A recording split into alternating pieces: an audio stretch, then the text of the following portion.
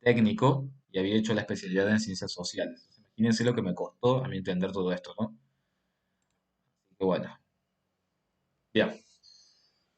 Les voy a presentar algunas moléculas como para que las tengan en cuenta. Están subidos como ejercicios extras en la autogestión, simplemente para que las vean por si no las han trabajado. Uno es el dióxido de azufre. Vean simplemente que la reglita práctica me dijo que necesitaba tres enlaces. Y bueno, vamos a recordar simplemente qué pasaba cuando yo tengo que unir, por ejemplo, dos átomos a mi átomo central y la reglita práctica me dice que necesito tres enlaces. ¿Qué había que hacer en esos casos? El enlace doble, exactamente. Y si tenemos un enlace doble, dábamos lugar a una estructura de qué tipo? Resonante, exactamente. ¿Y cómo son las longitudes de enlace si uno va al microscopio y observa esas longitudes de enlace? ¿Cómo van a ser? Exactamente, un promedio entre una longitud simple y una longitud doble. Exactamente, muy bien, chicos. Entonces, bueno, pero si tuviéramos que hablar, por ejemplo, de la geometría electrónica y molecular del dióxido de azufre, ¿qué me dirían ustedes? La geometría electrónica.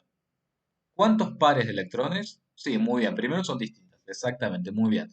¿Qué me define que son distintas? La presencia del par no compartido alrededor del átomo de azufre. Ahora bien, la geometría electrónica, ¿por qué es trigonal plana y no es tetraédrica, por ejemplo? Muy bien, son tres zonas de alta densidad. ¿Y por qué yo al doble enlace no lo considero como dos zonas de alta densidad? Pregunta de examen teórico. ¿Por qué el doble enlace no lo considero una zona de alta densidad? Muy bien. ¿Y qué significaba el enlace pi? ¿Es direccional el enlace pi? ¿Será direccional? No, no es direccional. Muy bien, solo se considera, muy bien Rafael también, solo se considera, y Rosario muy bien también, solo se consideran los enlaces sigma. Estamos como una zona de alta densidad electrónica. ¿Por qué la geometría molecular es angular? ¿Por qué es angular la geometría molecular? Porque la geometría electrónica perfecta esa trigonal plana, se tiene que deformar. ¿Por qué se tiene que deformar? Para garantizar qué cosa, que exista, qué cosa, la mínima repulsión. Bien, la mínima repulsión, exactamente. ¿En qué hibridará este azufre? Acá está. Este azufre en qué va a hibridar en sp2, exactamente. Bueno, entonces, este compuesto yo se los escribí únicamente. Ustedes cuando vean las filminas siempre presten atención en estos signos que yo les escribo. ¿Sí? Están estos signos porque es algo en lo que se suelen equivocar en los exámenes y que no quiero que se equivoquen. Fíjense lo que les hice acá respecto a los dobles enlaces y los triples enlaces. Para eso nada más. Bueno, acá tienen otra especie. ¿Cómo se llama esa especie?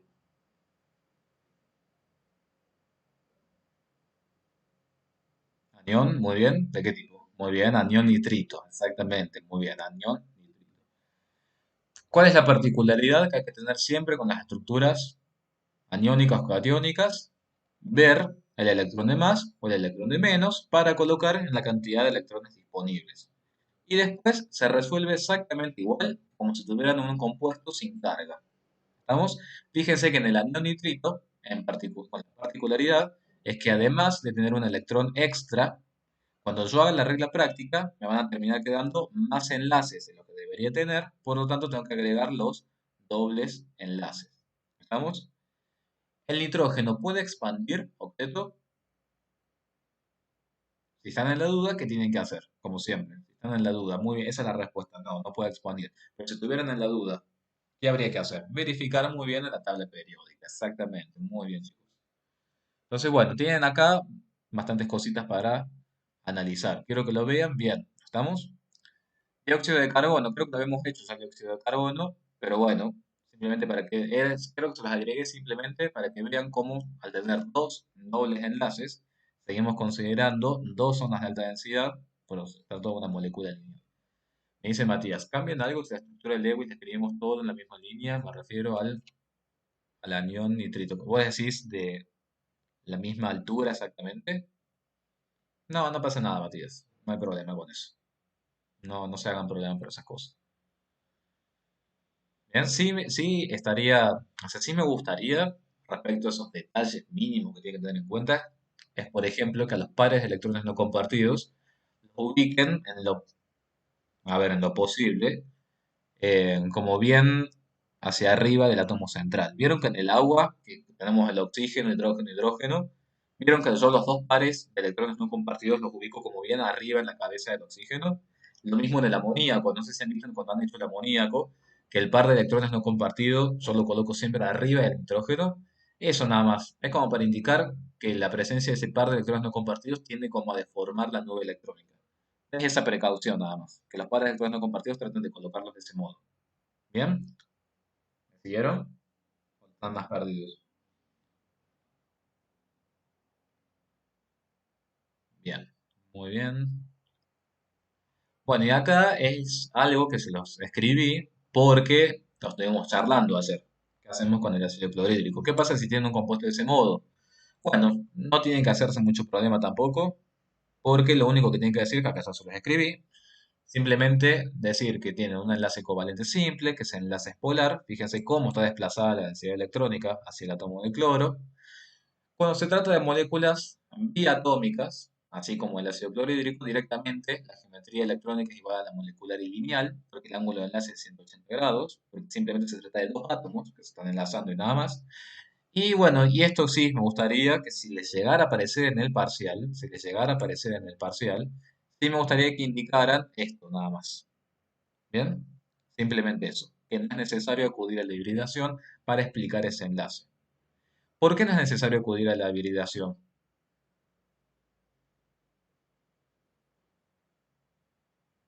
Ya te respondo Rosario, creo que no se me puede decir eso.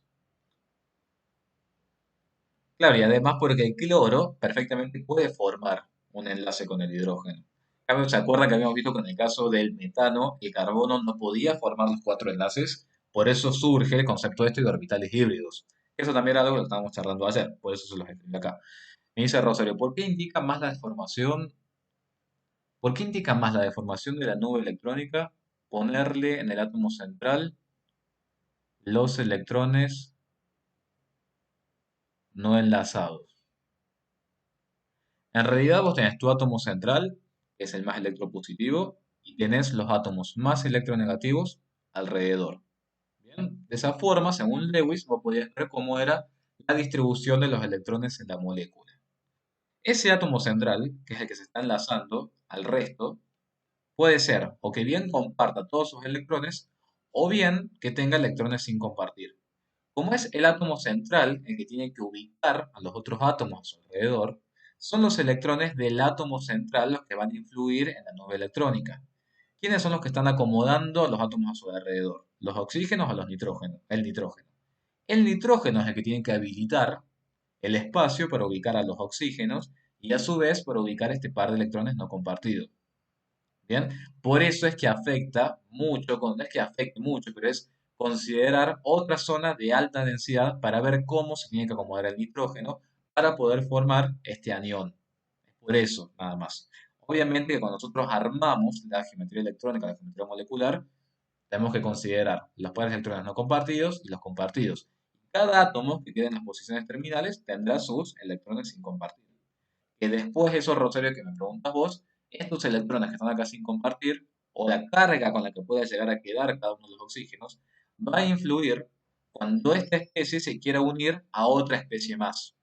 Entonces, en ese caso, ahí ya no vamos a tener que hablar de enlace atómico, sino que vamos a tener que hablar de una unión con otra molécula, es decir, de las fuerzas intermoleculares.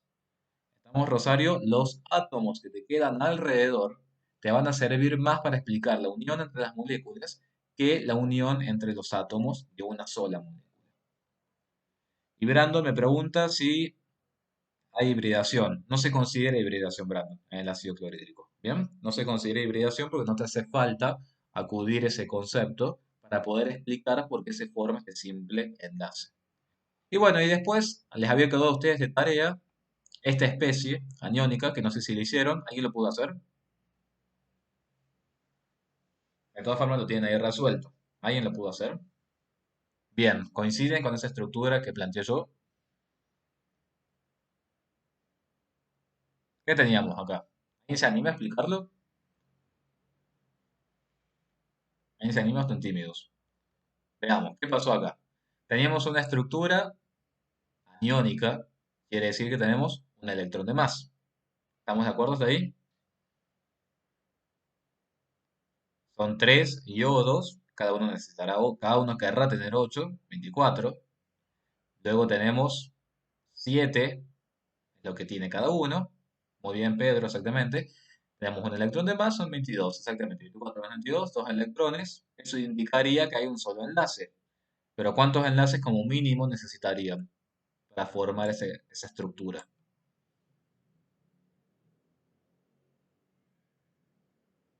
Muy bien, como mínimo van a necesitar dos enlaces. Como acá tiene un enlace, tienen que subir a dos enlaces. Entonces, bueno, suben la cantidad de electrones necesarios. Que fíjense cómo lo escribí yo acá. Acá está 3 por 8, 24, ya está. Por acá que escribí 3 por 8, 24 más 2. Porque en realidad tenemos tres átomos de la misma especie. Entonces, para ver los electrones necesarios, no me hace falta diferenciar un iodo del otro iodo. Simplemente digo, bueno, de los necesarios que yo tengo, voy a tener que sumar dos más para poder habilitar los dos enlaces. ¿Bien? ¿Estamos? Tenemos tres átomos de la misma especie. Ahora, ¿qué va a pasar cuando yo quiera hacer el Lewis de todo esto? Como bien dicen ustedes, va a haber un electrón de más. ¿Cuál es la regla que yo les recomiendo para ver a quién le asigno ese electrón de más? Vayan probando o habilitando de qué forma queda mejor conformada esa estructura. A ver, si ustedes tienen yodo, yodo y yodo, ustedes saben que tiene que haber sí o sí un simple enlace en algún lado. ¿Sí o no? ¿Sí o no? Un yodo tendrá que tener un simple enlace con el otro yodo, ¿cierto? Y el otro yodo, que tendrá 7 también, tendrá que tener un simple enlace con el otro yodo, ¿sí o no? Bien, ¿y ese electrón de más, en dónde lo podría ubicar entonces? Ese electrón de más, ¿en dónde lo podría ubicar si quisiera en el átomo central? ¿Estamos? Si quisiera lo podría ubicar en el átomo central. Lo importante es que ustedes verifiquen, lo importante es que ustedes verifiquen de que un yodo que tiene 7 electrones de valencia, enlazándose con un simple enlace al yodo central, se forma su octeto. El otro yodo que tiene también 7 electrones de valencia, haciendo un enlace simple con el otro yodo central, completa su octeto y bueno, veré qué pasa con ese electrón de más. ¿Dónde lo puedo ubicar? ¿Por qué? Si yo tengo el yodo, supongamos acá, este yodo central, y forma un simple enlace con un yodo y otro simple enlace con el otro yodo. ¿Cuántos electrones le quedan a su alrededor? Si no consideramos el electrón de más. 5. Muy bien, Juan, exactamente. 5 electrones. Entonces, ese electrón de más lo puedo utilizar yo para que me quede una cantidad par de electrones alrededor del átomo de yodo. Y acá, como bien decía Pedro, ¿cuántas zonas de alta densidad electrónica tengo alrededor de este átomo de yodo? 5. Muy bien, perfecto. ¿A quién se asemeja esta estructura? A la del difluoruro de xenón. ¿Bien? ¿Cómo se llama esto? ¿Cómo ubicábamos esto? Los tres pares de electrones no compartidos se ubicaban en un solo plano. ¿Qué ángulo forman? 120 grados. Esto era también lo que me había preguntado Victoria. ¿Lo ven eso?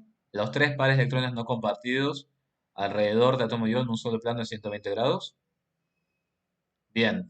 Y los dos enlaces yodo y yodo, ¿qué ángulo forman? ¿Cómo se termina llamando esta geometría molecular? Lineal, exactamente, perfecto, muy bien. ¿Qué hibridación tendrá este átomo de yodo? Ahí te explico, Rafael. Muy bien, sp3d, perfecto. Ahora, si tuviéramos que, está el ítem que dice polaridad, ¿qué van a decir ustedes? Eso se los dije ayer. Polaridad, ¿qué van a decir? Bien, vamos a hacer un par de consideraciones. Si no existiera esto que está acá, no sé si existiera esto, la molécula, como bien dijeron ustedes, es apolar. Pero acá estamos hablando de una estructura aniónica. Se trata de una especie con carga. ¿Qué les dije yo ayer respecto a esto para los cationes y los aniones? Les dije que son estructuras en las cuales no se puede hablar de polaridad porque ya vienen con una carga neta. Entonces simplemente lo que se dice es, se trata de una especie con carga. En este caso se trata de una especie con carga negativa. Y nada más. Ahora, muy bien, como dijeron ustedes, si este menos no existiera y esto fuera un compuesto eléctricamente neutro, entonces, de ese modo, la molécula resultante, ¿cómo sería? Apolar. Fíjate, Brandon, que el anión yoduro, ¿cuál sería?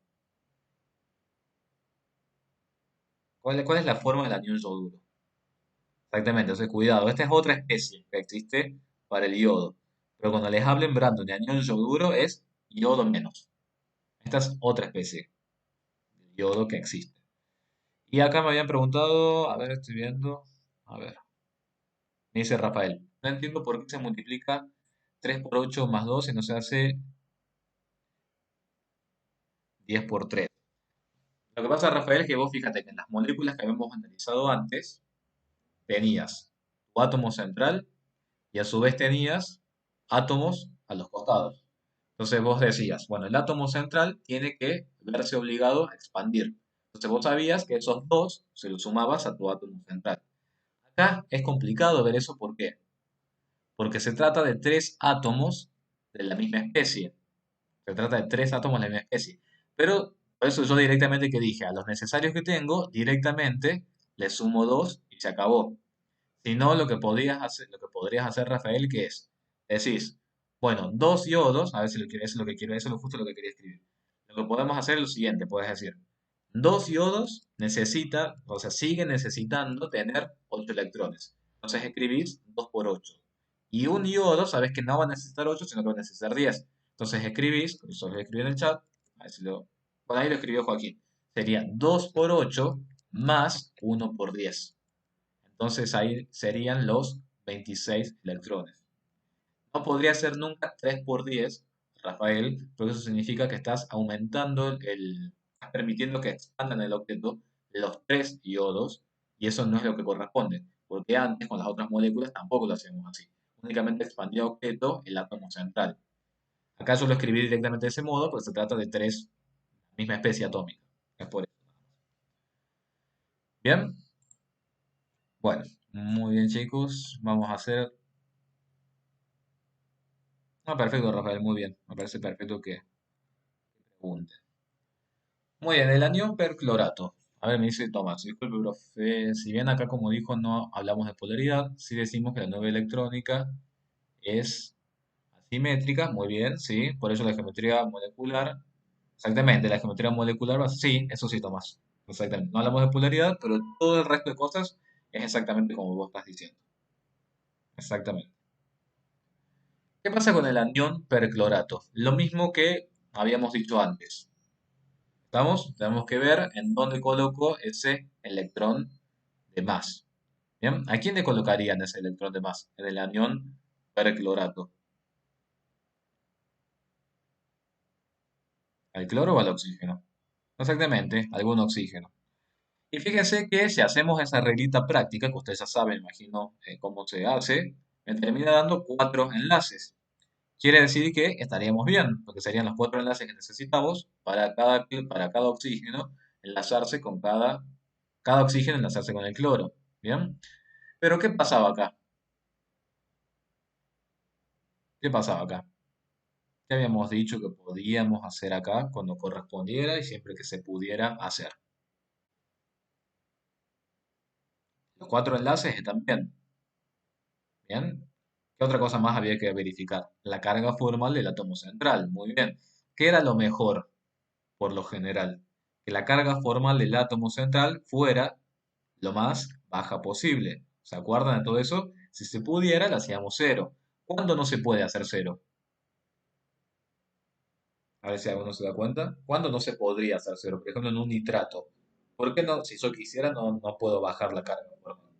Muy bien, cuando el átomo central no me permita muy bien expandir el octeto. Exactamente, esa es la respuesta. Yo con el cloro podré expandir octeto. Si tengo la duda, ¿qué tengo que hacer? Ir a la tabla periódica, verificar y demás. El cloro puede expandir el octeto. Si ustedes lo revisan, tranquilos y tranquilas en su casa, ¿qué van a verificar? Que esta estructura es posible, como yo siempre les digo, para mí todas las estructuras son posibles, Pero fíjense que la carga formal del cloro es de más 3, o sea, está bastante elevada esa carga formal. Entonces, si quisiéramos, podríamos empezar a bajar esa carga formal. ¿Estamos? Fíjense que, bueno, acá primero le agregaron dos dobles enlaces y finalmente le terminaron agregando tres dobles enlaces. ¿Se animan a hacer rapidito antes de que se corte qué carga formal tiene el cloro acá? 7 electrones de valencia, bien. Electrones sin compartir, ninguno. Y enlaces, por lo que veo, son 7. Es decir, que queda con una carga formal de cero. Fíjense que para bajar desde más 3 hasta cero, lo único que hicimos fue agregar dobles enlaces. ¿Cuántas zonas de elevada densidad electrónica existen alrededor del átomo de cloro? Cuatro zonas. ¿En qué hibridación tendrá el cloro entonces para poder acomodar a los oxígenos en el espacio? sp3. ¿Y qué ángulo de enlace esperaría que exista en esta molécula? ¿Qué ángulo de enlace esperarían que exista si es sp3? Muy bien. ¿Les parece entonces que es una estructura cristalina, una estructura molecular perfecta? Geometría electrónica perfecta. Lástima que se cortó. A ver, seguimos.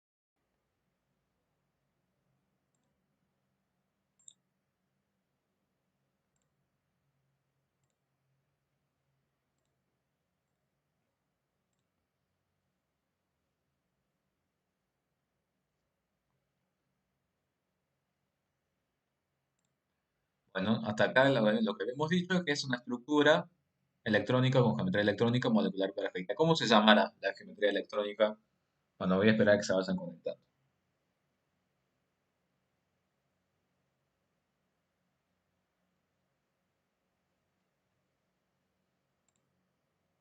Muy bien, tetraédrica. Perfecto. Y por eso, si vemos cómo sería la estructura finalmente representada, sería una estructura que tiene una geometría electrónica igual a la molecular, perfecta, sin deformaciones. Por eso el ángulo de enlace es de 109,5 grados. Estas líneas punteadas, ¿qué significaban? Significa que la longitud de enlace, cloro, oxígeno, siempre va a ser un intermedio, siempre va a ser un intermedio entre quienes. Bien, la resonancia estaba acá, perfecto. Entonces estas líneas punteadas, ¿qué significan? Estos 144 picómetros es la longitud de enlace. Va a ser un promedio entre quienes, entre la longitud del doble enlace y la longitud del simple enlace. Tomás, agregamos los dobles enlaces para disminuir la carga formal del átomo central. Por lo general, si tenés cargas positivas y querés disminuir esa carga formal positiva, agregas dobles enlaces, que significaría agregar electrones. Es decir, estás agregando cargas negativas. ¿Estamos de acuerdo? No de nada. El resto, ¿esto se entendió? Que es perfecto. ¿Qué pasa con la polaridad?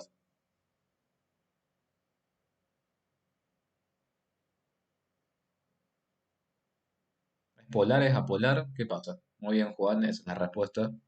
Muy bien, no corresponde hablar de polaridad porque se trata de una estructura aniónica que ya tiene una carga neta igual a -1. Nada más. Muy bien. Acá había otra pregunta que me decía Matías. Ahí se hace promedio entre todos los enlaces, es decir, tres dobles y uno simple. Se hace, Matías, el promedio entre un simple enlace cloro-oxígeno, a ver cuánto mide esa longitud de enlace, y después cuánto mide la longitud de enlace doble entre un cloro y un oxígeno. Pero es una sola, digamos. Es la longitud de enlace que se encuentra tabulada porque se ha experimentado. Cloro-oxígeno simple, cloro-oxígeno doble. No es que porque hay tres enlaces dobles es un promedio de las tres enlaces dobles. Eso para que quede claro. Es decir, que se toma uno de cada uno. Claro, es como que se encuentra tabulado, digamos, por los estudios que se hayan hecho, de ver cuánto vale la longitud de enlace cloro-oxígeno y cuánto vale la longitud de enlace cloro-oxígeno por medio de un doble enlace. Es como en el carbonato. En el carbonato vas a tener por un lado que ver cuál es la longitud de enlace carbono-oxígeno y cuál es la longitud de enlace carbono doble enlace oxígeno. El promedio te va a dar la longitud de enlace de tu estructura. Se toma uno de cada uno, podríamos decir. Bueno, chicos, ¿cómo andamos hasta acá? Tenemos que ir a fuerzas intermoleculares. ¿Alguna duda? ¿Algo que quieran preguntar? Vamos a cerrar algunas cosas. A ver, bien. Después vean de nuevo todos los ejercicios. Bien, yo lo que quiero preguntar, ¿por qué hay tan poca gente? ¿Ustedes tienen idea? ¿Cuántos son en el análisis 2? ¿Cuánta gente? Porque me preocupa 44 chicos nada más. En álgebra había como 80 chicos.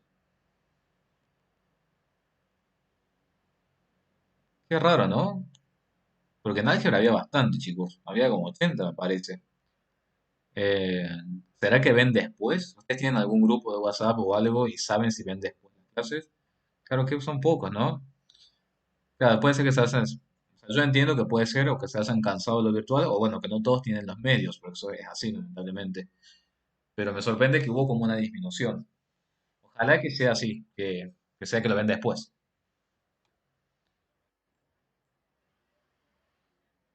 Sí, ¿cuántos son?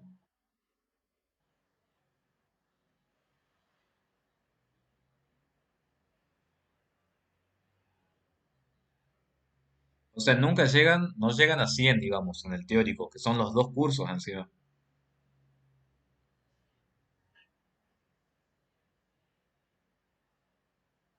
Claro, claro. ¿Qué tema, no? Sí, qué temas. Bueno, espero que lo estén viendo después. Me dicen que este trimestre está como más pesado y se van atrasando con las clases, me parece. Sí, pasa que el segundo cuatrimestre es pesado porque es quinta química general y encima está análisis matemático 2. Las dos son materias bastante, la verdad. Me dicen, pasa que tenemos, por ejemplo, después de acá tenemos química teórica, un descanso. Entonces yo pienso que las 6. ¿Y antes de esto qué han tenido? ¿Tenían algo o no? Ah, claro, tiene sistema de representación. Claro, es mucho, es mucho. O sea, pero ahora el teórico lo comienzan directamente a las 4 de la tarde, exactamente a las 4. Siempre les pregunto lo mismo, pero es para estar seguros. Sí, es mucho descanso, mucho tiempo estar frente a la computadora. Bueno, vamos a hacer hasta las y 50, vamos a hacer hasta las y 50, así se toman un descanso. Tenemos un práctico del sistema. Sí, ¿me escuchó?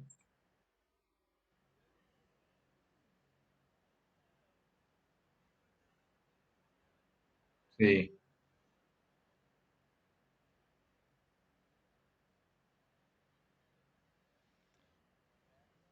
claro, es doble turno. Claro, exactamente.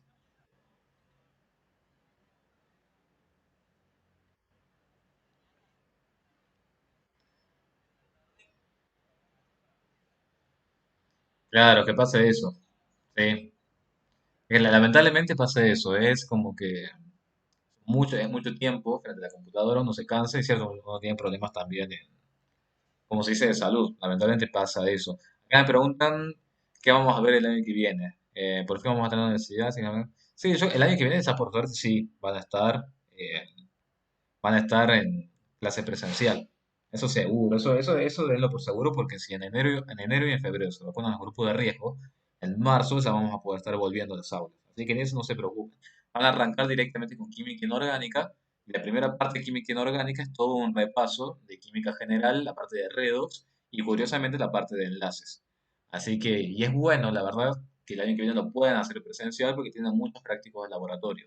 Por ejemplo, mis alumnos del año pasado fue una pena que les haya pasado esto, porque orgánica y inorgánica tienen muchos prácticos de laboratorio. Entonces, bueno, ese quede bien claro, y la deserción, sí, sí, sí, sí, son los cursos de la noche, chicos, yo tenía 100, empecé con 100 chicos y ahora tengo 15 chicos. Imagínense los cursos de la noche y la distinta realidad. La verdad que hay mucha deserción, tristemente mucha deserción. Yo espero que, bueno, eh, que el año que viene puedan retomar los chicos que no pudieron hacerlo hoy. Y última, en la universidad, lo bueno es que uno maneja sus tiempos. A mí me preocupa mucho el secundario, que yo también soy docente del secundario, y me preocupa mucho lo que pasó en el secundario. Y dice Ulises, y por lo general, en el cursado presencial, si comenzabas con 120 chicos, llegabas a fin de año con la mitad, 60 chicos. Ahora, por ejemplo, de 120 termina quedando entre 15 y 20. Lamentablemente es así. Y sobre todo en álgebra, ¿no? Porque álgebra es una materia que no gusta tanto. Es como que a veces pasa eso. Así que bueno, ustedes son de los cursos más numerosos que tengo. Así que, así eso que no somos numerosos, imagínense, pero son los que más se han mantenido durante el año. Bueno, entonces vamos a hacer estas y 50 que yo siempre les hablo, y alguno debe decir que hartante, que tanto que nos habla, pero bueno, es como una mínima distracción. Así que bueno, vamos a hacer eh, fuerzas intermoleculares y después seguirán con el teórico. ¿Cuál es la principal diferencia entre fuerzas intermoleculares y el enlace atómico? Todo lo que estuvimos viendo hasta ahora consideraba la unión entre los átomos. ¿Estamos? La unión entre los átomos. Cuando estamos hablando de la fuerza intermolecular, exactamente, estamos hablando de la unión de una molécula ya conformada con otra molécula ya conformada. ¿Cómo vamos a hacer para diferenciar entre las fuerzas intermoleculares? Lo principal es saber el tipo de enlace que tiene la molécula y la polaridad. Dentro de todos los tipos de interacciones podemos tener la interacción ion-ion, que es la más simple de todas y es una de las más fuertes. Si yo tengo cloruro de sodio, ustedes ya saben que esto es un enlace iónico, en donde un átomo de sodio queda con una carga neta positiva y el átomo de cloro queda con una carga neta negativa. Si este cloruro de sodio se quisiera unir a otro cloruro de sodio, lo haría a través de los polos que quedaron conformados en los compuestos. Es decir, si acá yo tengo un polo positivo por el átomo de sodio, cuando este cloruro de sodio se une a otro cloruro de sodio, ¿qué tendría que venir acá al lado del sodio? Tendría que venir el átomo de cloro que le corresponde al otro átomo de sodio. Y así se va formando la red cristalina. ¿Estamos? ¿Se entiende? Después tenemos la unión ion-dipolo. ¿Qué pasa con la unión ion-dipolo? Será la interacción que exista entre una especie con carga neta, como ser un compuesto iónico, y una especie que tenga un dipolo. ¿Cuáles son las especies que tienen dipolo? O momento dipolar neto. ¿Cuáles son esas especies? Exactamente, las moléculas polares. Todas las moléculas que sean polares. Puede ser desde una molécula de agua o puede ser hasta una molécula de ácido clorhídrico. Veamos qué pasa acá. Si yo tengo, por ejemplo, un cloruro de sodio. Cloruro de sodio disuelto en agua. Ustedes ya saben que el cloruro de sodio, al ser un compuesto iónico disuelto en agua, va a promover que las cargas se separen y ya no ocupen esas posiciones fijas que ocupan en la red. Pero ¿cómo va a ser la interacción del cloruro de sodio con cada una de las moléculas de agua? Veamos, si yo acá tengo un cation sodio con una carga neta positiva, y bueno, este cation sodio se va a sentir atraído más que nada por la parte negativa del disolvente. Si yo acá tengo la molécula de agua con el oxígeno, los pares de electrones sin compartir y los hidrógenos. ¿En dónde está la densidad de carga negativa? ¿Alrededor del oxígeno o alrededor del hidrógeno? La densidad de carga negativa está desplazada hacia el oxígeno, porque el oxígeno es el átomo más electronegativo. ¿Cómo se llamaba esto que se generaba acá? Era el momento dipolar. ¿Bien? Que daba una densidad de carga negativa y esta densidad de carga negativa va a ser la que se va a ir orientando hacia los polos positivos de mi especie iónica. Entonces, fíjense cómo lo nombro yo. Cuando estoy hablando de un compuesto iónico, estoy hablando de polos, porque queda un polo neto positivo y un polo neto negativo. Y acá yo no puedo hablar de polos, porque acá yo estoy hablando de enlace covalente. Acá yo estoy hablando de densidad de carga negativa y densidad de carga positiva. El polo negativo, por ejemplo, de este cloruro, se va a sentir atraído con la densidad de carga positiva de los hidrógenos del agua. ¿Bien? Ese es un ion dipolo permanente. Y después tenemos la unión ion-ion, que fíjense que acá tienen un ejemplo, por ejemplo, entre un cloruro de sodio y un nitrato de potasio. ¿Bien? Entonces acá también tienen la unión de dos compuestos iónicos. ¿Qué pasa con el ion dipolo inducido? ¿Qué será dipolo inducido? La palabra inducido, ¿qué les puede llegar a significar? Significa que es un dipolo que naturalmente no existe. ¿Me van entendiendo? Si yo digo que es un dipolo inducido, quiere decir que es algo que naturalmente no existe, sino es algo que se induce como consecuencia de algún otro fenómeno. Si yo tengo un compuesto apolar, yo tengo algún compuesto apolar, ¿qué va a pasar con ese compuesto apolar? Puede ser que la presencia o la cercanía de algún compuesto con carga origine una pequeña, ¿se acuerdan todo eso? Una pequeña polarización momentánea e instantánea en esa nube electrónica. Entonces, en este compuesto apolar, ¿qué va a pasar? Si bien se trata de un compuesto apolar, la presencia, por ejemplo, de algún, no sé, de algún cloruro de sodio, puede originar que este compuesto apolar, por milisegundos, sufra una pequeña distorsión de su nube electrónica y por ello tenga pequeños momentos dipolares transitorios. ¿Estamos? La molécula sigue siendo apolar, pero puede pasar, fíjense cómo está escrito acá, puede pasar que la cercanía de algún polo o de algún compuesto iónico origine un pequeño momento dipolar instantáneo o transitorio. ¿Estamos? Es una de las interacciones más débiles que existe también. ¿Se entendió este concepto? ¿Lo pueden ver? Perfecto. Como regla práctica, si quieren anoten, la mayor parte de estos compuestos orgánicos, así de ese tipo, son apolares y presentan interacciones muy débiles. Alguien les pregunta cómo pueden hacer para que esto se polarice, y bueno, ustedes responderán que simplemente basta con acercar algún compuesto, alguna especie con carga. Bien, ¿qué otros tipos de interacciones podemos llegar a definir? La interacción, nosotros acá habíamos visto la de ion, dipolo permanente, pero también podemos tener una dipolo, dipolo permanente. ¿Cómo será la interacción dipolo, dipolo permanente? La unión entre dos moléculas de qué tipo, por ejemplo, polares. La unión de dos moléculas polares hará la unión dipolo-dipolo. Acá está presentado, por ejemplo, el caso del metanol y está presentado el caso del cloroformo. Fíjense que en el caso del metanol tiene un desplazamiento de la densidad electrónica hacia este lado, fíjense el momento dipolar, y fíjense que en este lado, para el cloroformo, el desplazamiento de la densidad electrónica se da hacia ese otro lado, la dirección del vector. Si estas moléculas quisieran interactuar entre ellas, fíjense que la densidad negativa del metanol se va a ver atraída hacia quién, hacia la densidad de carga positiva del cloroformo. ¿Estamos? Entonces, para ya, bueno, vemos el dipolo-dipolo inducido y hacemos un repaso. ¿Cómo será la de dipolo-dipolo inducido? ¿Qué habíamos dicho que era el dipolo inducido? Una molécula que es apolar y que en un milisegundo, un nanosegundo, sufre una pequeña polarización. Habíamos visto que eso pasaba si le acercábamos, por ejemplo, una especie iónica, un compuesto iónico. Ahora, esta polarización que se puede hacer de esa molécula apolar también puede ser por la cercanía de un compuesto que presenta un dipolo.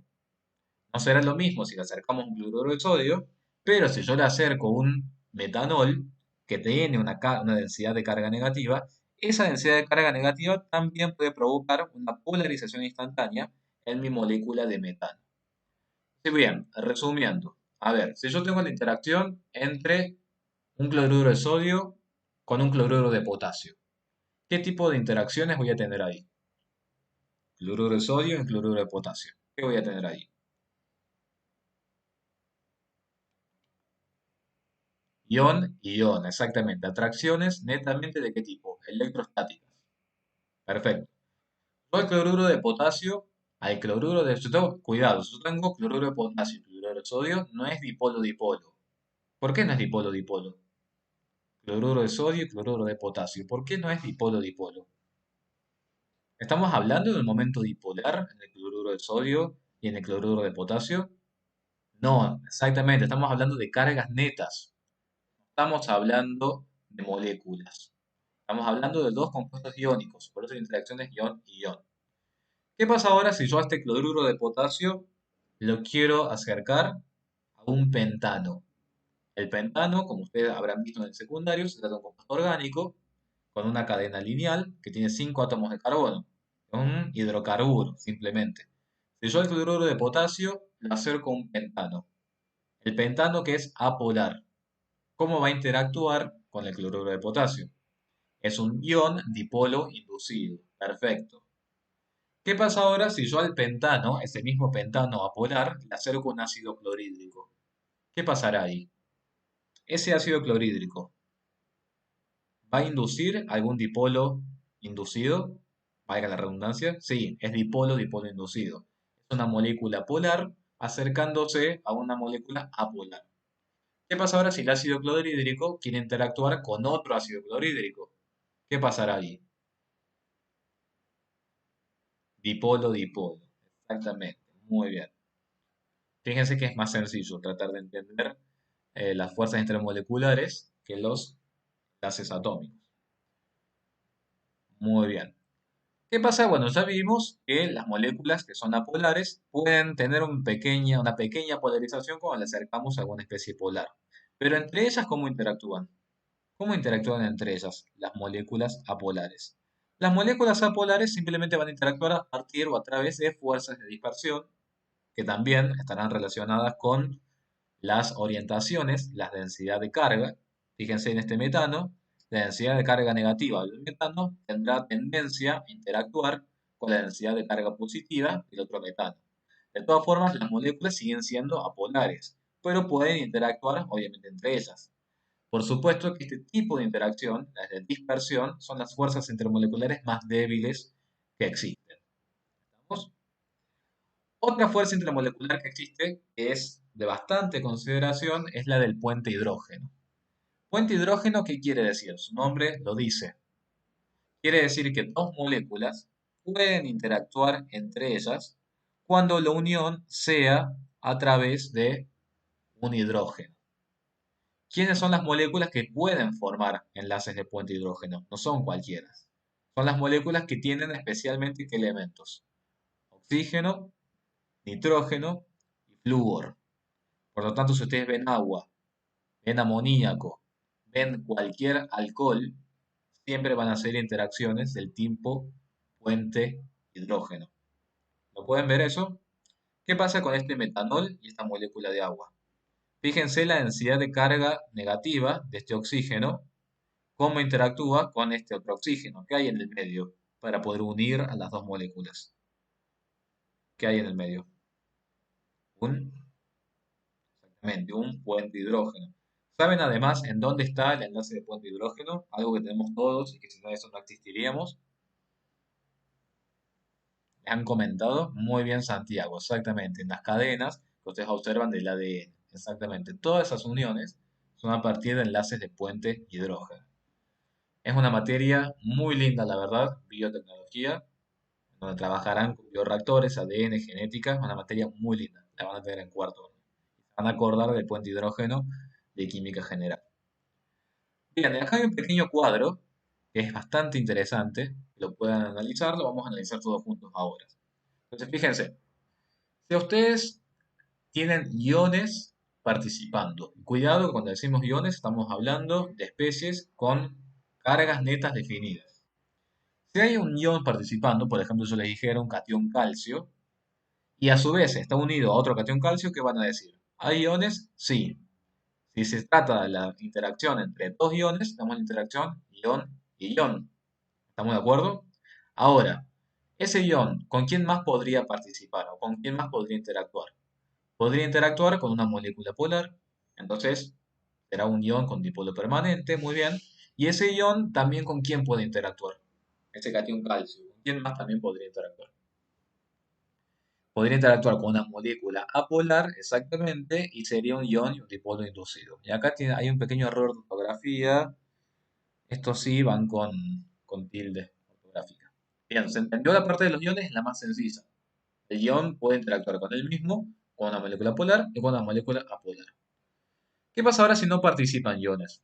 Nos olvidamos de los compuestos iónicos. Vamos a decir, bueno, no hay iones, pero ¿se trata de especies o compuestos polares? Veamos. Si no son polares, ¿qué va a pasar? Vamos a tener la presencia única de moléculas apolares que están interactuando entre sí. Por ejemplo, un metano con otro metano. Esas moléculas apolares reciben el nombre de fuerzas de dispersión cuando interaccionan entre ellas.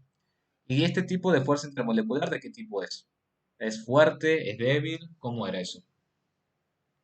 Era una interacción bastante débil, exactamente. Muy bien. Ahora, ¿qué pasa si tenemos moléculas polares? Supongamos que tenemos moléculas polares. Si no hay nitrógeno, ni oxígeno, ni flúor, ¿de quién nos podemos olvidar? Si no hay ni nitrógeno, ni oxígeno, ni flúor. ¿De quién nos podemos olvidar? Del puente hidrógeno. ¿Bien? Si no hay, nos olvidamos del punto hidrógeno y nos quedamos con las interacciones que pueden tener entre sí las moléculas polares, como por ejemplo dos ácidos clorhídricos.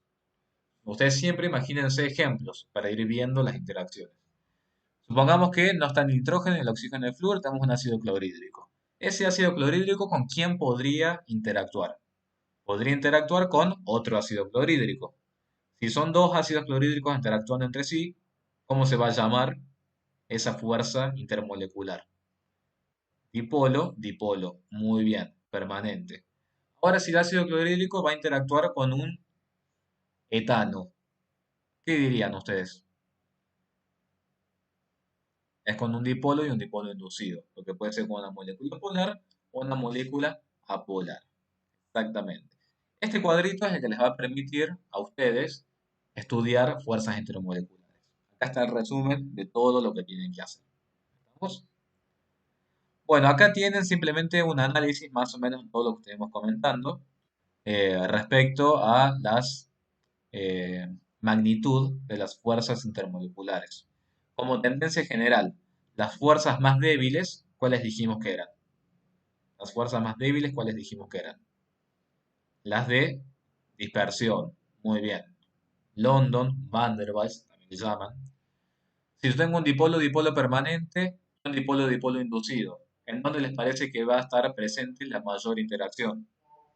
La mayor magnitud en el dipolo-dipolo permanente. Muy bien. Tengo un ion dipolo y un ion dipolo inducido. ¿En dónde estará la mayor interacción también? Siempre en el dipolo-dipolo permanente. Perfecto. ¿Lo pueden ver? Perfecto. ¿Qué pasa si yo tengo un ion dipolo permanente y tengo un ion? ¿Dónde será la mayor interacción? Muy bien, en el ion-ion. Bueno, y aparte tenemos el puente hidrógeno. El puente hidrógeno es una fuerza que fíjese que por eso está separado, no está en una tendencia como está escrito acá. El puente hidrógeno se trata de interacciones que son fuertes también, se trata de interacciones que son fuertes, pero tenemos que comparar entre ellas. A ver, si yo estoy hablando de agua, amoníaco, que ya vamos a hacer ese análisis, obviamente que se trata de interacciones fuertes. Pero si yo quiero comparar un punto hidrógeno con un ion-ion, tengo que ver ahí, obviamente, quién presenta la mayor interacción. Yo no puedo hablar, por ejemplo, a ver, el ejemplo más clásico, justo lo que me está preguntando Joaquín. Yo tengo un cloruro de sodio y tengo agua. ¿En dónde les parece que va a haber la mayor interacción? ¿En un cloruro de sodio con otro cloruro de sodio o entre agua con un agua? ¿En dónde les parece? En el cloruro de sodio, muy bien. ¿Y cómo pueden hacer para desempatar esa cuestión? ¿En quién se fijan? Que es lo que me está diciendo Joaquín acá. ¿Se fijan en quiénes? En las propiedades físicas de los compuestos. Entonces, cuidado y no se dejen engañar con eso, porque lo he leído en varios lados que dice, el puente hidrógeno es una de las interacciones más fuertes que existen. Sí, totalmente de acuerdo, pero siempre y cuando comparemos en la misma familia de compuestos. Si yo tengo que comparar un amoníaco con un cloruro de potasio, obviamente que el cloruro de potasio va a tener como ion, va a tener interacciones más fuertes. ¿Estamos? Entonces, siempre que tengan que hacer las comparaciones, está muy bien, pero comparen entre la misma familia de compuestos. Vamos a hacer el análisis ahora, y ya vamos a ir a unos ejercicios, bueno, que estos son ejercicios de todas formas, para poder ver cómo hago para distinguir cuando tengo una interacción más fuerte o tengo una interacción más débil. A ver, supongamos que yo quiero comparar entre un cloruro de sodio con otro cloruro de sodio y un cloruro de aluminio con otro cloruro de aluminio. Ambos ya sabemos que forman compuestos iónicos. ¿Cuál será la principal diferencia que existe entre un cloruro de sodio con otro y un cloruro de aluminio con otro? La carga, muy bien. ¿Y eso en qué impactaba? Lo vamos a ver en sólidos de todas formas. Pero eso en qué impactaba? En la energía reticular del sólido. La energía reticular del sólido estaba dominada ¿por quién? ¿Por qué tipo de fuerza? ¿Cómo se llamaba? Las fuerzas culómbicas. ¿Vieron la formulita? ¿Vieron la formulita de los sólidos iónicos? En la cual tenía que tener presente la carga del catión y la carga del anión. Bueno, si no lo vieron, lo vamos a ver en el práctico, de todas formas. Muy bien, Joaquín. Consideras una constante la carga del catión, la carga del anión y la distancia que existe entre los átomos. Como regla práctica, hasta que veamos la semana que viene sólidos, cuanto mayor sea la carga de los polos, cuanto mayor sea la carga de los polos, mayor va a ser la interacción. Lo mismo pasa si yo tengo que interactuar entre un ion con una molécula polar, el ion dipolo. Obviamente será mayor la interacción que exista entre una molécula de agua con el catión de aluminio al que exista con una molécula de agua con el catión sodio. Y lo mismo pasa en el ion dipolo inducido. Obviamente será mayor la interacción entre el catión de aluminio con el metano que la interacción que pueda llegar a tener el metano con el catión sodio. ¿Estamos de acuerdo? ¿Están seguros? ¿Alguna duda? ¿Cómo hago para diferenciar? ¿Están dormidos? No, ¿están perdidos? ¿Están despiertos? A ver, perfecto. Bueno, me alegro, porque yo digo que se me quedaron en el camino. Y bueno, me parece muy bien, Joaquín, que siempre estén a todo ritmo, como dicen ustedes. Muy bien. ¿Qué pasa con las fuerzas de dispersión? ¿Qué pasa con las fuerzas de dispersión? A ver, si yo tengo, fíjense, un metano que interactúa con otro metano, y fíjense lo que tengo acá, un hexano que interactúa con otro hexano. Dijimos que ambas son apolares, se trata de compuestos orgánicos. Ahora, ¿qué pasa a medida que se vaya alargando la cadena, esa cadena carbonada? ¿Qué va a pasar? Hay más posibilidades de que la polarización exista y sea mayor, porque no es lo mismo que exista una polarización de un carbono con cuatro hidrógenos a su alrededor, a que exista una pequeña polarización instantánea de 6 carbonos con 14 hidrógenos. Cuanto más larga sea la cadena ramificada o no, fíjense que eso lo van a ver también la masa molar del compuesto. Cuanto más larga sea la cadena, mayores van a ser las interacciones esas de fuerzas de dispersión.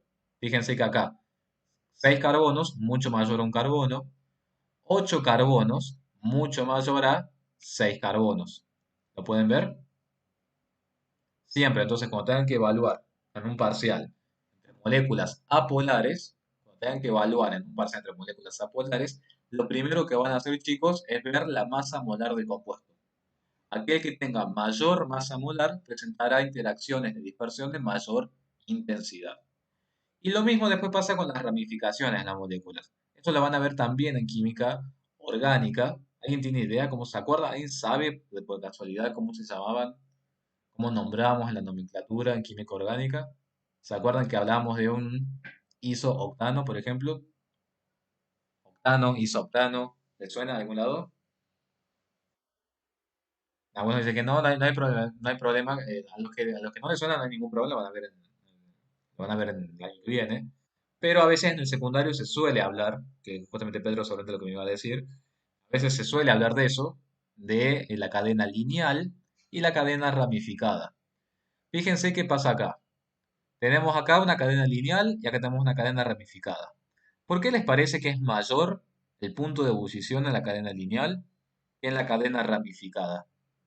Fíjense que la propiedad me dice eso. La propiedad me dice que este compuesto, que sería el hexano, ebulle a los 68 grados Celsius. Y fíjense que el isohexano sería a 49,7. ¿Por qué será eso? Es más fácil de romper cuál. Es más fácil de romper cuál, exacto. Siempre recuerden, fuerzas intermoleculares con quien está asociado con las propiedades físicas. Cuanto más intensa sea la fuerza intermolecular, más me va a costar a mí generar un cambio en el compuesto. ¿Cuáles son esos cambios que uno trata de inducir? Casi siempre son cambios de estado. Si yo tengo un compuesto que tiene fuerzas intermoleculares elevadas, más difícil va a ser llevarlo a otro estado de agregación. Necesitaré más energía. El punto de ebullición acá es de 68 grados Celsius, implica que necesitaré más energía para llevarlo al estado gaseoso. ¿Lo pueden ver? Quiere decir que las interacciones acá son más fuertes. Eso es también porque la superficie de contacto es mayor en la cadena lineal a cuando estamos en la cadena ramificada. ¿Entiende? Acá es más fácil de romper la estructura. Es más fácil inducir el cambio de estado. ¿Lo ven? Como conclusión, en las moléculas apolares, lo primero que van a hacer siempre es evaluar la masa del compuesto. El que tenga más masa, mayor fuerza intermolecular. El que sea lineal, mayor fuerza intermolecular y se acabó. Con eso es suficiente como para poder evaluar. Y en las interacciones del ion, en la carga neta que tenga el catión o el anión. Bien, ¿qué va a pasar? Y vemos esta filmina y vemos la última y los dejo ir. ¿Qué va a pasar acá? Si yo tengo un dipolo-dipolo permanente y un dipolo-dipolo inducido. Si yo tengo un ácido sulfídrico que está interactuando con otro ácido sulfídrico y después tengo un cloroformo que está interactuando con otro cloroformo. Ambas son moléculas de qué tipo? Ambas son moléculas de qué tipo, ¿qué les parece? Ambas son moléculas polares. ¿Bien? Entonces, en ambos casos serán dipolo-dipolo permanente, dipolo-dipolo permanente. ¿Por qué, si ustedes se fijan, hay tanta diferencia entre el punto de ebullición de uno con el punto de ebullición del otro? Ambas son polares, pero ¿en quién me voy a tener que fijar para ver quién presentará las mayores interacciones polares? En la masa del compuesto. Estamos en la masa del compuesto. Estamos lo primero que van a hacer. Siempre que ustedes tengan un compuesto de mayor masa, es porque tienen una nube electrónica mayor, por lo tanto, las interacciones van a ser más fuertes. Fíjense la diferencia que hay. Este tiene 61,2 grados Celsius, este tiene menos 60. ¿Lo ven? Bueno, el puente de hidrógeno es la última que vamos a analizar y ya los dejo en libertad. No es lo mismo, acá está un ejemplo clásico. Tenemos agua que interactúa con otra molécula de agua, que creo que el dibujo sería este que le corresponde acá. Fíjense, la molécula de agua interactúa con otra molécula de agua, con otra molécula de agua. ¿Bien? ¿A través de quiénes? Del puente hidrógeno. ¿Cómo se llama esta especie que está acá? ¿Se acuerdan? Peróxido de hidrógeno, ¿sí o no? El peróxido de hidrógeno. ¿En cuál de los dos les parece a ustedes? ¿En cuál de los dos les parece a ustedes que hay más posibilidades de formar los puentes de hidrógeno? ¿En el primero o en el segundo? ¿En dónde podré formar más los puentes de hidrógeno? En el peróxido, ¿por qué? Porque en el peróxido exactamente tengo más oxígenos presentes y esta vez también tengo la posibilidad de formar esos enlaces puentes de hidrógeno. Analícenlo. ¿Estamos? Fíjense cómo puedo hacer acá las uniones de puente de hidrógeno. Un oxígeno con otro oxígeno. Al tener otro oxígeno más en el puente de hidrógeno, puedo hacer más interacciones. Entonces, fíjense que el punto de ebullición del agua, ya lo conocemos todos, que es de 100 grados Celsius. Y fíjense que para el peróxido aumenta, no tanto, pero sí aumenta levemente hasta 150,2. ¿En dónde dirían ustedes que las fuerzas intermoleculares son más intensas? ¿En el peróxido o en el agua? En el peróxido, exactamente. Siempre véanlo por ese lado. Bueno, en la clase que viene, ¿qué vamos a hacer? Vamos a ver simplemente la primera media hora, lo vamos a asociar directamente con líquidos, así que queda justo. Vamos a ver en la primera media hora este ejercicio. Y el que podríamos hacer ahora, antes de que se vayan, es el ejercicio 20. Que me preguntan, ¿cuál de las siguientes uniones puede presentar una unión de puente hidrógeno? No se hagan problema si no llegan al teórico, porque yo ahora le aviso a la profe de que les dé unos minutitos más. El puente de hidrógeno, ¿cuál presentaría para ustedes posibilidad o tendencia de puente hidrógeno? Veamos, el primero, metilamina. ¿Tengo oxígeno, nitrógeno, flúor? Sí, tengo el nitrógeno. Este puede formar puente hidrógeno. ¿Por qué el dimetiléter no puede formar puente hidrógeno?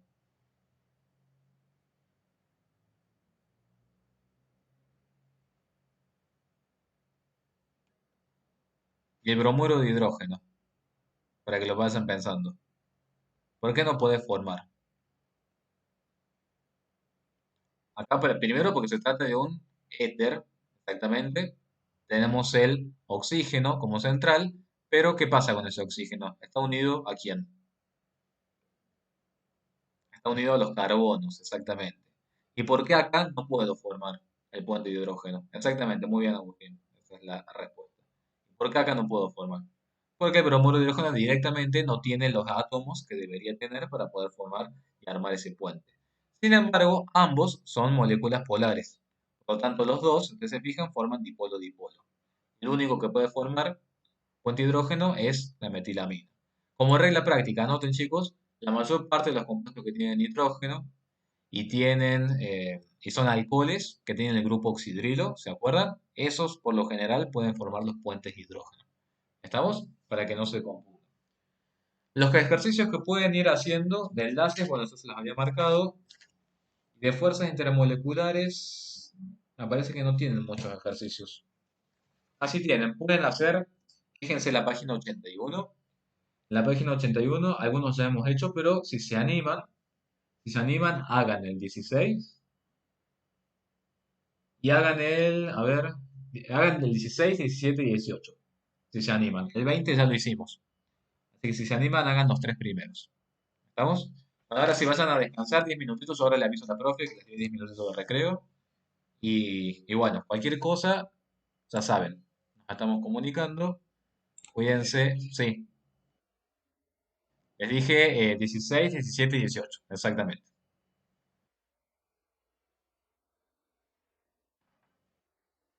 Y después del 17, ¿qué sigue?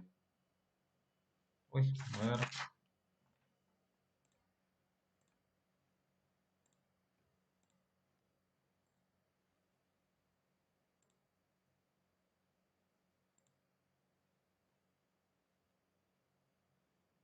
Bueno, los pocos que nos fuimos sumando después, ¿alguien me quiere decir después del 17 qué ejercicio tiene? Creo que somos tres nada más. Bueno, vamos sumándose un poco más.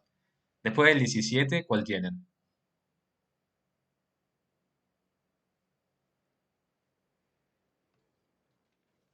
Dicen, yo tengo el 16, que es el que tiene para ordenar según punto de ebullición. ¿Qué tienen? ¿Dos ejercicios nada más tienen? Qué raro. Eso debe ser un error de la guía, entonces. O sea que tienen únicamente una página con dos ejercicios.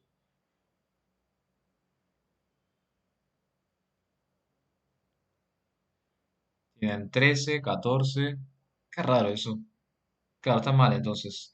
El 13 Victoria es el que dice ordenar las siguientes sustancias de menor a mayor punto de ebullición. Bien, entonces está cambiada la nomenclatura. Entonces hagan el 13, el 14 y el 15. Está cambiada la numeración. Eso tengo acá en mi guía. Entonces hagan el 13, el 14 y el 15. El 17 ya lo hicimos recién. Si pueden, que somos cuatro nada más, si pueden chicos y chicas, avisen por favor de hacer esos tres, si me hacen ese favor. Gracias. Gracias chicos. Bueno, entonces los dejo entonces. Que anden bien chicos. Gracias por volverse a conectar.